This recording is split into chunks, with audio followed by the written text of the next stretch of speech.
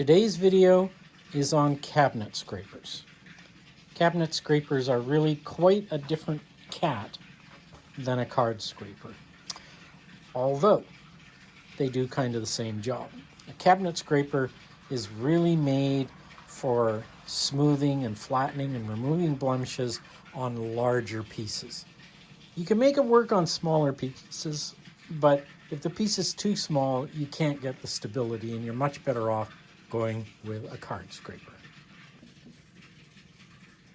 The blade on a cabinet scraper is quite a bit thicker than the blade on a card scraper. Here's a card. This is a thick card scraper, and this is a cabinet scraper. As you can see, the blade is about twice as thick. The other difference is that instead of the edges of the cabinet scraper being square, they're at a 45-degree angle. One on this side and one on this side. This allows you to flip the blade over while working to have two pre-sharpened edges. Sharpening a cabinet scraper in the most basic way is a lot like sharpening a card scraper, except instead of putting your file square on the scraper, you need to match that 45-degree bevel. And you want that 45-degree bevel even and smooth all the way across. And it doesn't take a lot. So if we just take one pass, one clean pass, and watch what we're doing. This isn't quite flat yet.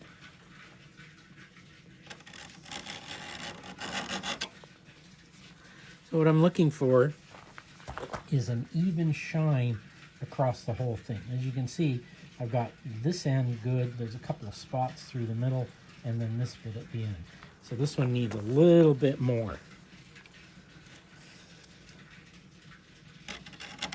And what I'm doing is I'm watching the back side of my file here to make sure that I'm maintaining that 45-degree angle.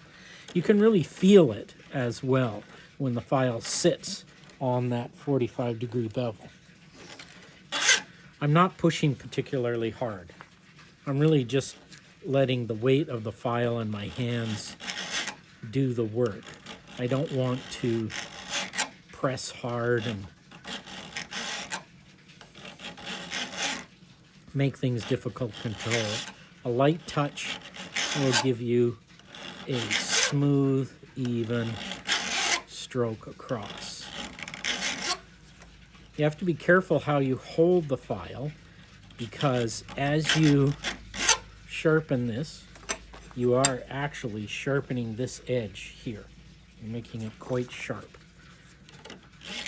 because you're making the plane of the bevel meet the plane of the back evenly all the way along. Okay, now that is pretty much sharp. There's just a little bit right there and a teeny bit right there, but the bevel itself is well and truly flat now. Now I want to make sure that the back is flat without any burrs. So I'm going to take a couple passes and I'm going to feel it by sliding my finger up the back, and it's not catching on anything. There's no burrs, there's no edge there at all. That edge is sharp. You can equally set this 45-degree in a planing guide on your sharpening stones or on wet dry paper. Whatever method you want to use is fine. Just be aware that you don't need to have this bevel as sharp and clean as you would a chisel, because you're going to roll that edge over this way to create a burr on the back. And you want that burr, again, just like regular card scrapers, you want that burr to be kind of like 15 degrees or so. perfection isn't required. So we just put our burnishing tool on the 45-degree bevel, give a couple passes. I'm not really pushing hard. I'm just really just basically the weight of my hands. And as I go, I'm lifting this hand, bringing this over. So I've gone from the 45, now I'm at nearly vertical. Now I am square with the body of the card scraper. If I feel the back here, I can feel a very distinct burr all the way along. But I want to roll that out just a little bit more to 15 degrees or so. Let's not get super critical. And then there's our burr on the back.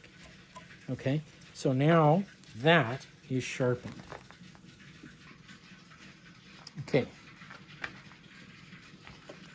I always number my cabinet scrapers. Side 1, side 2. Side 1, side 2. That way I know when I flip it over that the correct number is showing. I've got the right edge, and even if I drop it or something, I never get confused. And when you're sharpening, it's always nice. Oops, I dropped it. Which side is truly sharp? Okay, so I finished sharpening side 1. So I'm going to put side 1 down. Now, cabinet scraper, the bevel goes back and the burr goes forwards. So here's our cabinet scraper. This is the back where the handles and the thumbs are. This is the front where the mouth and the blade holder are. So I'm putting that in with the bevel against the face and the burr facing towards you, the camera. So I drop it in, and I just drop it in until it touches the wood beneath. Then I tighten up. Then I tighten up the holder, just finger tight. Okay. Now this is the curve. This is your depth of cut. So right now it's loose, so I'll turn it in until it just touches the scraper. Okay. Now when I take a pass, you can see it's taking a little bit here and there, but it's really not getting wonderful, nice, big shavings, nor is it really digging in. So if I increase the tightness, say half a turn, now let's take a pass. It's only grabbing those highest spots, and this doesn't have a lot. So let's give it another whole turn. Try again. Now I'm getting a little bit of shavings here and there. What we're looking for is, when we're trying to erase marks on the surface, is we're trying to grab a shaving that's big enough that it does some work, like that. See how those are wispy shavings? But not so big that it's going to leave tear out and stuff. There we go.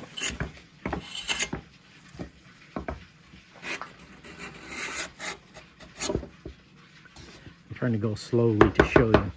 So there's what we're getting for shavings. And this will take out, if we go the right direction, it will take out all of those marks.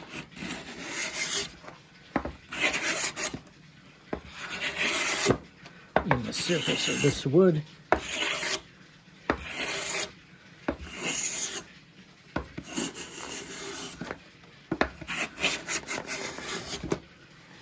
And you get these great wispy shavings, and we're removing marks as we go. Holding a cabinet scraper you want your two hands resting on these ends, like a palm. And then your thumb, you want to sit just in there. Now, like most things in woodworking, this is not a death grip. My grip is actually, you know, pretty loose. It's a gentle grip. See from the back. Thumb, gentle, fingers wrapped under. But really, I'm using my palm and my thumb just to stabilize things. And in fact, I could use it without the fingers at all and get just as good a results. As you can see. Shavings, and that's just the weight of my hands. I'm not pushing down terribly hard. What I want to do is I want to register this sole on my piece to give me that flat surface. I don't want to press or grip so hard that I'm causing turns or twists, or, you know, just let the tool be the registration and do the work for you.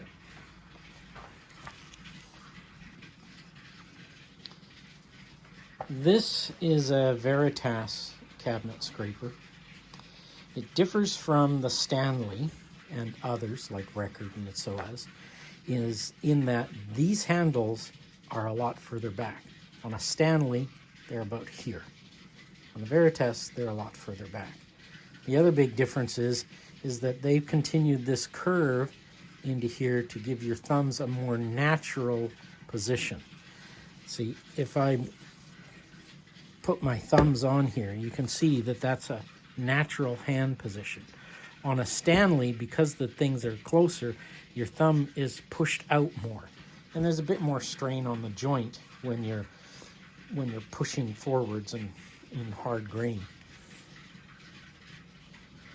The other thing is that the Veritas sole is proportionally larger. The Stanley is approximately here. So you get a little bit more registration with the Veritas. The mechanism with the tightener in the center and the blade holders on the front is relatively standard.